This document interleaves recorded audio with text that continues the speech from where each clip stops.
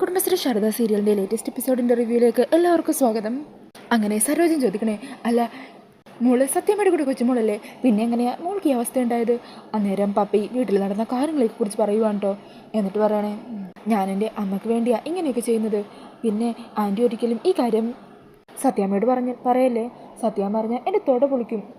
അങ്ങനെ ആ വാക്കുകളൊക്കെ കേട്ട് സങ്കടത്തോടെ നിൽക്കുവാണ് കേട്ടോ സരോജം. പിന്നീട് കാണിക്കുന്നത് ഹോളിലിരിക്കുന്ന രാഘവനെയും വിഷ്ണുവിനെയാണ് കേട്ടോ. ഈ സമയം വിഷ്ണു കാലിൽ കെട്ടിയ ബാൻഡേജൊക്കെ ഇങ്ങനെ ഒന്നും കൂടി മുറുക്കിയൊക്കെ കെട്ടിക്കൊണ്ടിരിക്കുവാണ്. ഈ സമയം രാഘവൻ ചോദിക്കുന്നുണ്ട്, എങ്ങനെയുണ്ട് നിന്റെ കാലിൻ്റെ വേദന മാറിയോ? ഇല്ല, ഇന്നലെ രാത്രി നല്ല വേദന ഉണ്ടായിരുന്നു, ഇപ്പം കുഴപ്പമില്ല, കുറച്ച് കുറവുണ്ട്.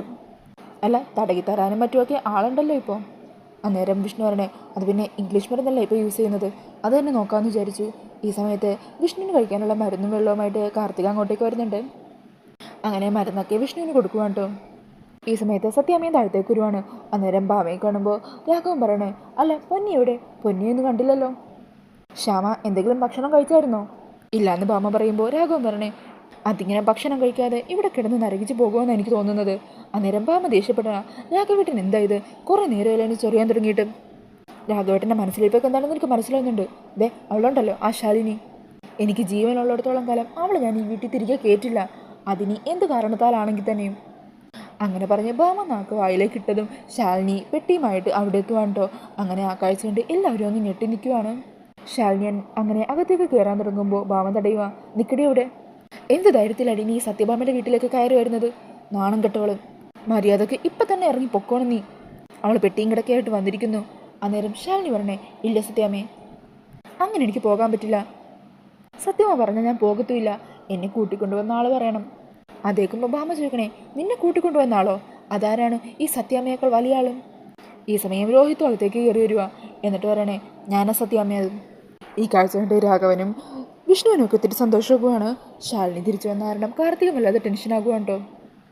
അങ്ങനെ അത് കേൾക്കുമ്പോൾ ഭാമക്ക് അങ്ങ് ദേഷ്യം വരുക. രോഹിത്തെ, നിനക്ക് അത്രക്ക് ധൈര്യമുണ്ടോ ഈ സത്യാമ്മയെ വെല്ലുവിളിക്കാൻ? നീട്ടിരിക്കുന്ന ഈ ഷർട്ടും മുണ്ടും, എന്തിന് കഴിക്കുന്ന ഭക്ഷണം പോലും ഈ സത്യാമ്മയുടെ സമ്പാദ്യമോ? അത് ഓർമ്മ വേണം നിനക്ക്. അതേക്കുന്നത് രാഘവൻ പറഞ്ഞേ, ഛേ ഭാമേ, നീ എന്തൊക്കെയാ പറയുന്നത്? അന്നേരം രോഹിത് പറയണേ, പറഞ്ഞോട്ടേച്ചാ, ഇത് ഞാൻ പ്രതീക്ഷിച്ചത് തന്നെയാ. ഈ മുണ്ടും ഷർട്ടും ഭക്ഷണം മാത്രമല്ല, ഈ ജീവിതം തന്നെ സത്യാമ്മ എനിക്കെന്ന ഭിക്ഷയാണ്. അതിന് ഞാൻ ഒരിക്കലും മറന്നിട്ടുമില്ല. അതുകൊണ്ട് തന്നെയാണ് സത്യാമ്മക്ക് വേണ്ടിയിട്ട് രാപകലില്ലാതെ ഞാൻ ഓരോ കമ്പനിയിലായിട്ട് ഓടി നടന്നത്. ഈ ജന്മം മുഴുവൻ വീട്ടിയാലും ആ കടം തീരില്ലെന്ന് എനിക്കറിയാം, പക്ഷേ എന്നെക്കൊണ്ടാവുന്നത് ചെയ്യാമല്ലോ എന്ന ഒരാശ്വാസം, അതായിരുന്നു എനിക്ക്. അന്നേരം രാഘവൻ പറഞ്ഞേ, മോനെ നീ അതൊന്നും മനസ്സിൽ വെക്കല്ലേ, ഭാമ വെറുതെ ഒരു ബോധക്കേടിന്. അന്നേരം രോഹിത് പറയുക, ബോധക്കേടൊന്നും അല്ലച്ചാ, അതാ സത്യം. കുട്ടിക്കാലം മുതലേ എനിക്ക് എൻ്റെ അമ്മ മാത്രമേ ഉണ്ടായിരുന്നുള്ളൂ. അമ്മയായിരുന്നു എൻ്റെ ലോകം. അമ്മയുടെ ചിരി കാണുന്നതാ എൻ്റെ സൂര്യോദയം. പെട്ടെന്നൊരു സമയത്ത് അമ്മ എന്നെ വിട്ടുപോയി. സത്യം പറഞ്ഞ ആ ഒരു ആഘാതം എന്നെ പൂർണ്ണമായും ബാധിച്ചിരുന്നു. ഈ സമയം സത്യാമ്മ പണ്ടത്തെ കാര്യങ്ങളൊക്കെ ഓർക്കുവാണ്.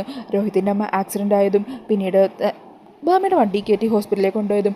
ആ സമയത്ത് തനിക്ക് എന്തെങ്കിലും സംഭവിച്ചു പോകുവാണെങ്കിൽ രോഹിത്തിനെ സ്വന്തം മകനെ പോലെ നോക്കണമെന്നും അവനെ കൊണ്ട് മറ്റൊരു കല്യാണം കഴിപ്പിക്കണമെന്നൊക്കെ ഭാമയിൽ നിന്നും വാക്ക് മേടിച്ചല്ലോ. ആ കാര്യമൊക്കെ ഭാമ ഓർക്കുക. എന്നിട്ട് രോഹിത് പറയണേ, എൻ്റെ അമ്മ മരിക്കുന്നതിന് മുമ്പ് അമ്മയുടെ ചില ആഗ്രഹങ്ങൾ സത്യാമ്മേനെ അറിയിച്ചിരുന്നല്ലോ. ആ കാര്യമെല്ലാം സത്യാമ്മ തന്നെയാണ് എന്നോട് പറഞ്ഞത്.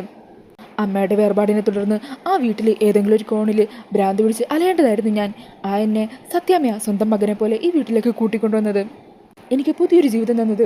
ഇവിടെ എനിക്ക് സ്വന്തമായിട്ട് ഒരച്ഛനെയും അമ്മേനെയും സഹോദരനെയും സഹോദരിയെ ഒക്കെ കിട്ടി. അതിനുശേഷം പിന്നീട് എൻ്റെ ജീവിതത്തിലേക്ക് എൻ്റെ ശ്യാമയും കടന്നു വന്നു.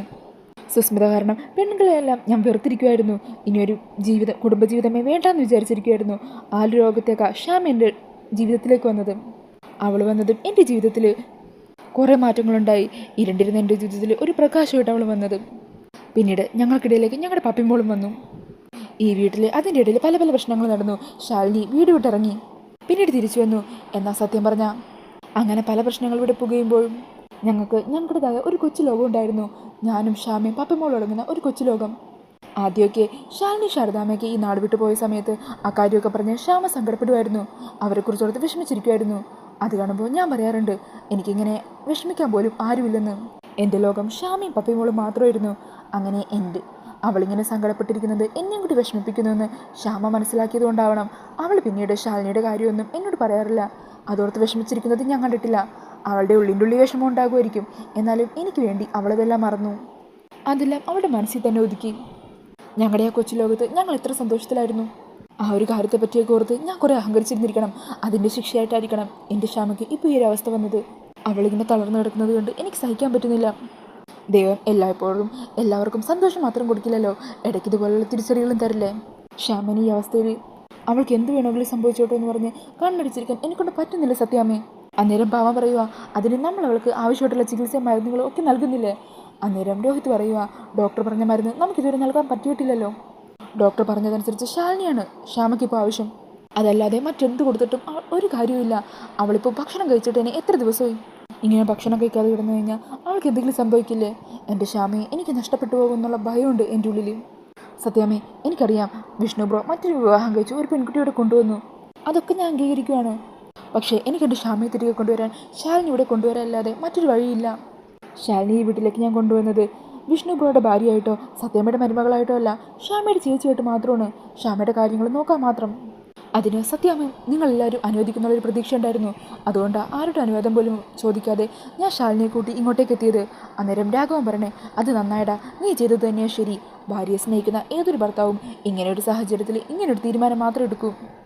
ഈ സമയം രോഹിത് പറയണേ, സത്യാമ്മയ്ക്ക് ഇപ്പോഴും ഞാൻ ചെയ്തത് തെറ്റായിട്ട് തോന്നുവാണെങ്കിൽ, ശാലിനി വീട്ടിൽ കയറ്റില്ല എന്ന് തന്നെ ഉറപ്പിച്ച് നിൽക്കുവാണെങ്കിൽ, പിന്നെ എൻ്റെ മുമ്പിൽ ഒരേ ഒരു വഴി മാത്രമേ ഉള്ളൂ.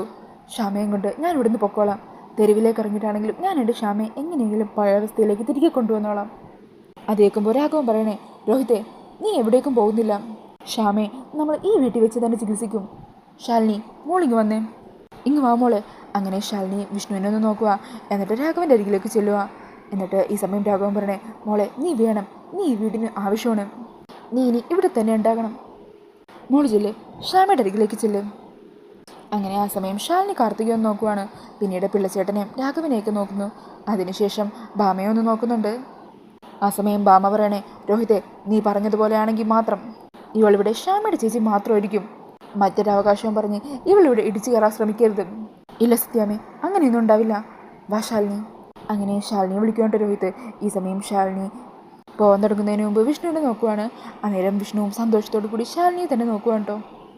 അങ്ങനെ ശാലിനി രോഹിത്തിൻ്റെ കൂടെ സ്റ്റെപ്പ് കയറി മുകളിലേക്ക് പോകുക. ഈ സമയം ഭാമ പറയണേ, അല്ല രാഘവേട്ടൻ കുറച്ച് മുമ്പ് പൊന്നി എവിടെയാണെന്ന് ചോദിച്ചില്ലേ, അവളിന്ന് ലീവാണ്. ഇനി അവൾക്ക് സ്ഥിരമായിട്ട് ലീവ് കൊടുത്താലോ എന്നാണ് ഞാനിങ്ങനെ ആലോചിക്കുന്നത്. അങ്ങനെ പറഞ്ഞ് ശാലിനി ഇങ്ങനെ നോക്കുവാണ് കേട്ടോ. ഈ സമയം രോഹിത്ത് ശാലിനിയോട് അതൊന്ന് ശ്രദ്ധിക്കണ്ടെന്ന് പറഞ്ഞ് മുകളിലേക്ക് കൂട്ടിക്കൊണ്ടു പോകുവാണ്. അങ്ങനെ ഭാമയും അവിടെ നിന്ന് പോകുവാണ് കേട്ടോ. അതേസമയം രാഘവൻ പറയണേ, പിള്ളേ അവനാണ് ആൺകുട്ടി, സ്വന്തം ഭാര്യയ്ക്ക് വേണ്ടി അവൻ ആരെ എതിർക്കാനും തയ്യാറായി. അങ്ങനെ വേണം ആണുങ്ങളായാൽ എന്ന് പറഞ്ഞ് വിഷ്ണുവിനെ ഒന്ന് നോക്കുക. ഈ സമയം വിഷ്ണു ആണെങ്കിൽ ശാലിനി തിരികെ വന്നതിൻ്റെ സന്തോഷത്തിലാണ് കേട്ടോ. ഇതേസമയം കാർത്തിക വല്ലാത്ത ടെൻഷൻ അടിച്ചിരിക്കുക. ഈശ്വര, ഇനി ശാലിനിക്ക് വല്ല സംശയം തോന്നിയിട്ടായിരിക്കുമോ ഇങ്ങോട്ടേക്ക് തിരികെ വന്നത്. അതാണെങ്കിലും അല്ലെങ്കിലും ശരി, അവളിനി എന്താണെങ്കിലും ഈ കാര്യത്തെക്കുറിച്ച് തലനാരിയെ കീറുമുറിച്ച് അന്വേഷിക്കും. ഈശ്വര, ഞാൻ പിടിക്കപ്പെടുമോ? അങ്ങനെ പറഞ്ഞ കാർത്തിക ടെൻഷനോട് കൂടി നിൽക്കുവാണ്. പിന്നീട് കാണിക്കുന്നത് റൂമിലെത്തുന്ന ശാലിനിയാണ് കേട്ടോ. ശാലിനി അങ്ങനെ ശ്യാമയുടെ അരികിലേക്ക് ഓടി ചെല്ലുക. ശ്യാമയാണെങ്കിൽ ശാലിനിയെ കാണുമ്പോൾ ഒത്തിരി സന്തോഷിക്കുക, കുഞ്ഞിച്ചി എന്ന് പറഞ്ഞ് വിളിക്കുക. അന്നേരം ശാലിനി ശ്യാമയെ തൻ്റെ മടിയിലേക്ക് എടുത്തുക. മോളെ ശ്യാമേ, നിനക്കൊരു കുഴപ്പമില്ല, ദേ നിൻ്റെ കുഞ്ഞേച്ചി വന്നില്ലേ. അന്നേരം ശ്യാമ വീണ്ടും കുഞ്ഞേച്ചി എന്ന് പറഞ്ഞ് വിളിക്കുക. അത് കാണുമ്പോൾ ശാലിനിക്ക് സന്തോഷമാകുക. ദേ കണ്ടില്ലേ രോഹിത്തെ, ശ്യാമക്ക് ഒരു കുഴപ്പമില്ലല്ലോ, അവൾ നല്ലപോലെ സംസാരിക്കുന്നൊക്കെ ഉണ്ടല്ലോ. അന്നേരം രോഹിത്ത് പറയണേ, ഞങ്ങൾ ഇന്നലെ മുതൽ കുറേ കാര്യങ്ങൾ ഇവളോട് ചോദിച്ചതാ, പക്ഷേ ഇവൾ ഈ ഒരു വാക്ക് മാത്രമേ പറയുന്നുള്ളൂ, ശാലിനി, കുഞ്ഞേച്ചിന്ന് മാത്രം. ഈ സമയത്ത് ശ്യാമ എണീക്കാത്തതൊക്കെ കാണുമ്പോഴായിരിക്കും കേട്ടോ ശ്യാമ പൂർണ്ണമായിട്ടും തളർന്നു എന്നൊക്കെ മനസ്സിലാകുന്നത്. രോഹിത്ത് എന്താ പറ്റിയത്, ഇവളെന്താ ഇങ്ങനെ തന്നെ കിടക്കുന്നത്? അന്നേരം രോഹിത്ത് പറയണേ, ഞാൻ പറഞ്ഞില്ലേ ശാലിനിയെ കാണണം. ശാലിനിയുടെ പ്രശംസ ഈ അവസ്ഥയിൽ ശ്യാമക്കുള്ള ഏക ഒരു മരുന്ന്. ശാലിനി വിചാരിച്ചാൽ മാത്രമേ ശ്യാമയെ പഴയ അവസ്ഥയിലേക്ക് ഇനി തിരികെ കൊണ്ടുവരാൻ പറ്റൂ. അങ്ങനെ ആ വാക്കുകളൊക്കെ കേൾക്കുമ്പോൾ സങ്കടത്തോടെ ശ്യാമയെ നോക്കി നിൽക്കുന്ന ശാലിനിയെ കാണിച്ചുകൊണ്ടാണ് ഇന്നത്തെ എപ്പിസോഡ് തീരുന്നത്. അപ്പോൾ ഈ ഒരു റിവ്യൂ ഇഷ്ടമായിട്ടുണ്ടെങ്കിൽ മറക്കാതെ വീഡിയോ ഒന്ന് ലൈക്ക് ചെയ്യണേ. ഇതുപോലെയുള്ള കൂടുതൽ റിവ്യൂസിനായിട്ട് ഈ ചാനലൊന്ന് സബ്സ്ക്രൈബ് ചെയ്ത് സപ്പോർട്ട് ചെയ്യണേ. താങ്ക്